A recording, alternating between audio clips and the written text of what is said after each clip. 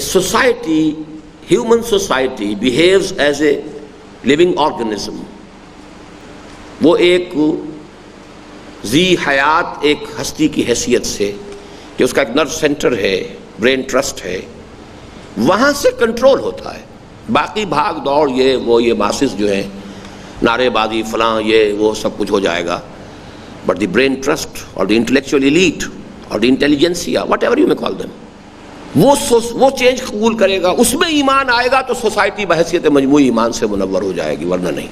افراد بہتر ہو جائیں گے، داڑیاں لمبی ہو جائیں گی، اور پاجامے جو ہیں وہ ٹخنوں سے نیچے اوپر ہو جائیں گے، اور نوافل اور سنن کا اہتمام ہو جائے گا، مسواک جو ہے جیب میں آ جائے گی، یہ سب کچھ ہو جائے گا.